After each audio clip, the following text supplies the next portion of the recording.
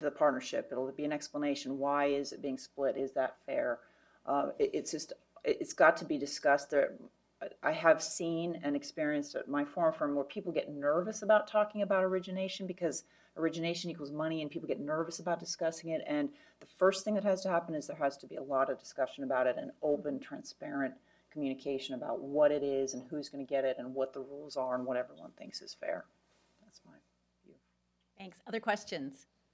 Let me go over here to the back table.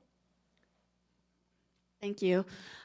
This issue has been an issue that's sort of been an issue for me as a woman since I started my career, since I graduated. And my sister, who's a doctor, had worked for Aetna before she went to medical school, and she wrote a book about gender inequality among doctors in 1989. It's probably still out there someplace.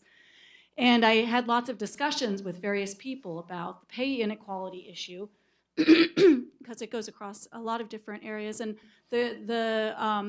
typically, the answer I got from a lot of the men that I spoke to is that, well, there are these physical differences between men and women are the ones who are breastfeeding the children, and they're the ones who are going to take the time off. And interestingly, I always think Sweden is like the epitome of progressive policies, and they have this year off that you can take paid for both parents. And I was talking to some friends of mine who are Swedish, and the father didn't want to take the year off, and he wasn't going to. And I thought that was so interesting. And then the other men that he worked with said to him, no, you are going to take that year off. You have to take that year off. If you don't, you're stupid, and we're going to consider you crazy if you don't take that year off. And so he reluctantly took that year off. And it was just very interesting to me that he had that reluctance, because most of the men that I know don't take family leave. And they certainly don't go on flex time, and they would never consider that because they would consider it a blemish on their career.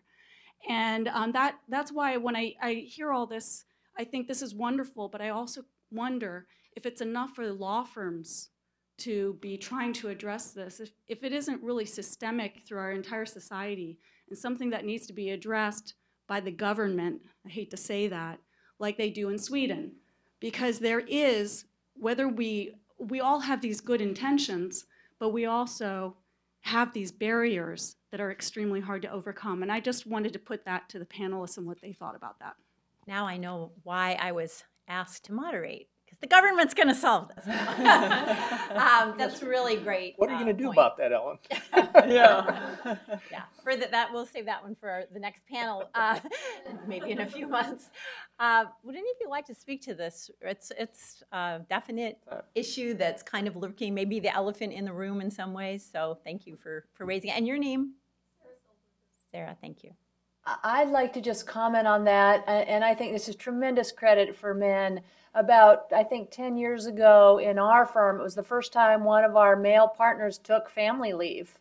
And there were male partners who really gave him a bad time. They did it in the kind of like joking way, oh, you're going to go take family leave? Really? Come on, you should be here. And to his great credit, he said, yes, I'm going to.